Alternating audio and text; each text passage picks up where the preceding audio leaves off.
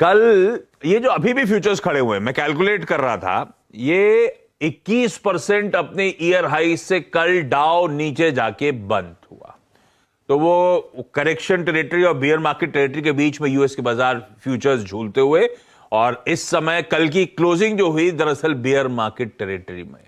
मंदी का बाजार ऑफिशियली डिक्लेयर्ड। जब भी 20% ज्यादा हाई से करेक्ट होता है, उससे ज्यादा स्लिप होता है, तो वो बेयर मार्केट टेरिटरी में, और वो कल बेयर मार्केट टेरिटरी में वापस वहां के बाजार स्लिप होते हुए नजर आए।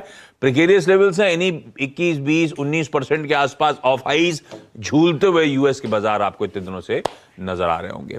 और वेरिएबल जो है तब, और आप इसे फ्लिप करिएगा एक बार तब, और आप क्विकली डॉलर इंडेक्स और इंचअप कर गया है। कहां छोड़ा था उसके सामने कहां आ गया है, 114.5 की तरफ बढ़ रहा है। ये डॉलर की स्ट्रेंथ है जो बाकी करेंसीज पे दिक्कत कर रही है। कल रुपया इंट्राडे, एक बार चार्ट दिखाइएगा, शुरू हुआ था मजबूत, लग रहा था दिन बेहतर होगा, पर एकदम से 2 बजे के बाद मुझे याद पड़ता है एकदम से स्लिप हुआ रुपया। मेरे ख्याल से कल वो अपडेट्स आने लगे थे अलग अलग एजेंसी से कि बॉन्ड इंडेक्स में हमारा इंक्लूजन फिलहाल के लिए टल गया है।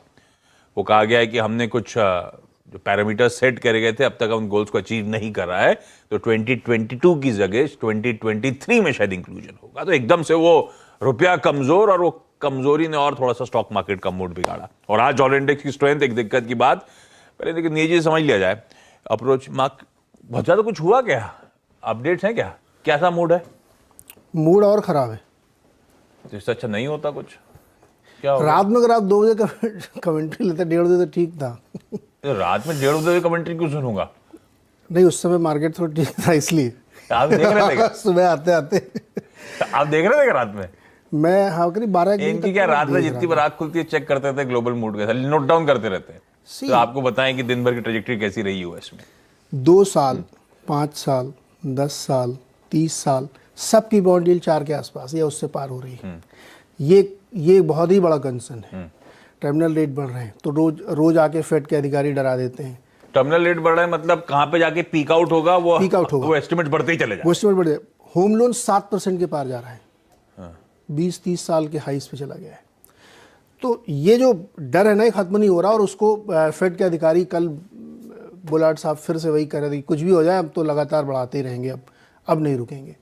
इस तरीके की बातें हो रही। लेकिन इसमें आशीष एक बहुत महत्वपूर्ण बात है, जिसको हम 8 बजे और ज़्यादा एक्सप्लेन करेंगे। जो यूके ने किया है ना, उसने बहुत ज़्यादा गड़बड़ कर दिया है। यूके ने क्या किया? यूके ने उधर वो टैक्स वैक्स काट रही है मैडम। बैंक ऑफ इंग्लैंड अलग रास्ते पर चल रहा है, सरकार अलग रास्ते पर चल रही है।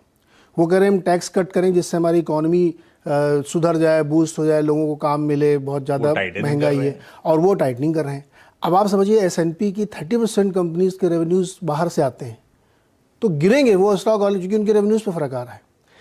तो यूएस में अब वो सारे असर पड़ने शुरू हो गए जो अब तक वो बचे हुए थे, और डॉलर और लगातार मजबूत होता जा रहा है। तो डॉलर की मजबूती का भी असर पड़ रहा है, बाहर से चूंकि रेवेन्यूज़ कम हो रहे, करेंसी बहुत वीक हो गई वहाँ पे, उसका असर पड़ रहा है। तो इस वजह से दिक्कत है।